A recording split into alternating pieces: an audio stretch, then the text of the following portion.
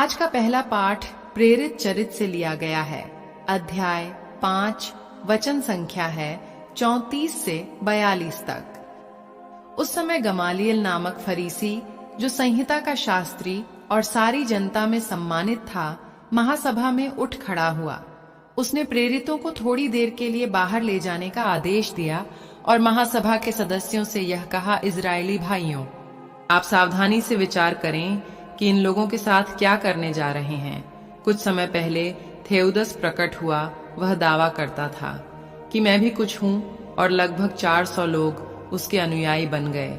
वह मारा गया, उसके सभी अनुयायी बिखर गए और उनका नाम निशान भी नहीं रहा। उसके बाद जनगणना के समय यूदस गलीली प्रकट हुआ। उसने बहुत से लोगों को बहका कर अपने विद्रोह में सम्मिलित कर लिया। वह भी नष्ट हो गया और उसके सभी अनुयायी बिखर गए। इसलिए इस मामले के संबंध में मैं आप लोगों से यह कहना चाहता हूँ कि आप इनके काम में दखल न दें और इन्हें अपनी राह चलने दें। यदि यह योजना या आंदोलन मनुष्यों का है तो यह अपने आप नष्ट हो जाएगा, परंतु यदि यह ईश्वर का है तो आप इन्हें नहीं मिटा सकेंगे और ईश्वर के विरोधी प्रमाणित होंगे। वे उसकी बात मान गए। उन्होंने प्रेरितों को बुला भेजा, उन्हें कोड़े लगवाए और यह कड़ा आदेश देकर छोड़ दिया कि तुम लोग ईसा का नाम लेकर उपदेश मत दिया करो। प्रेरित इसलिए आनंदित होकर महासभा के भवन से निकले कि वे ईसा के नाम के कारण अपमानित होने योग्य समझे गए। वे प्रतिदिन मंदिर में और घर घर जाकर शिक्षा देते रहे और ईसा मसीह का सुसमाचार सुनाते रहे। यह प्रभु की वाणी है। आज का सुसमाचार यूहन्ना के पत्र से लिया गया है।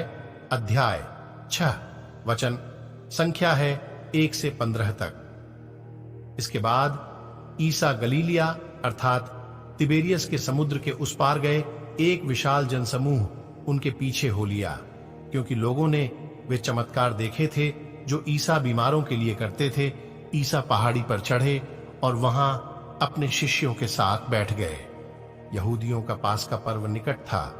ईसा ने अपनी आंखें ऊपर उठाई और देखा कि एक विशाल जनसमूह उनकी ओर आ रहा है। उन्होंने फिलिप से यह कहा, हम इन्हें खिलाने के लिए कहां से रोटियां खरीदे। उन्होंने फिलिप की परीक्षा लेने के लिए यह कहा।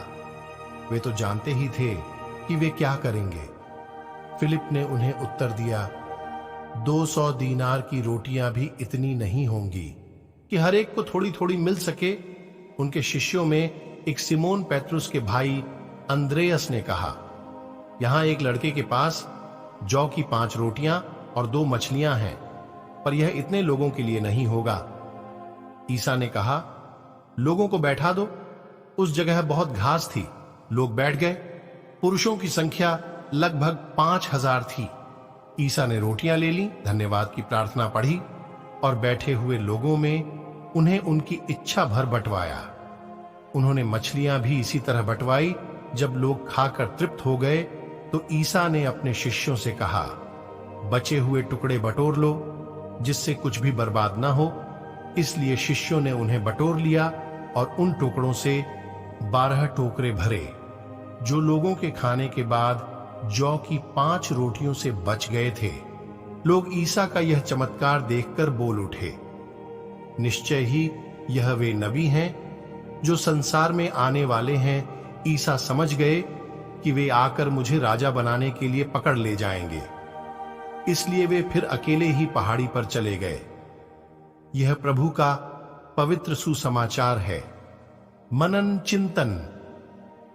कोई भी शक्ति यीशु के नाम का प्रचार करने से हमें रोक नहीं सकती है। जितना भी उसे दबाने की कोशिश की जाएगी, उतने ही प्रभाव से वह नाम बना रहेगा। प्रेरितों को यीशु के नाम की शिक्षा देने से कई हथकंडे अपनाए गए, लेकिन कुछ भी उन्हें रोक न सका। उन्होंने उन्हें बंदी गृह में डाल दिया, कोड़े लगवाए, लेकिन वे आनंदित थे। वे शिक्षा देते रहे और यीशु मसीह का सुसमाचार सुनाते रहे। प्रभु यीशु भी लोगों को शिक्षा देते एवं स्वर्ग के राज्य के बारे में बताते हैं।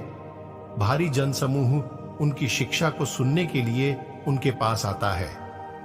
शिष्य भीड़ को विदा करने की बात कहते हैं, लेकिन यीशु उन्हें भोजन देने की बात करते हैं। शिष्यों ने वही किया जैसा प्रभु ने कहा, एवं सब लोगों ने पेट भर भोजन किया और सभी तृप्त हो गए। यीशु जीवन की रोटी हैं, जो उसे खाएगा उसे कभी भूख नहीं लगेगी। क्या हम प्रभु के वचन के भूखे हैं? मेरे प्यारे विश्वासी भाई बहनों, आप सभी रोज वचन सुने और प्रभु पर विश्वास करें। आइए हम प्रभु के वचनों का पालन करें। आप सभी को परमेश्वर आशीष तथा शांति प्रदान करे। आमीन।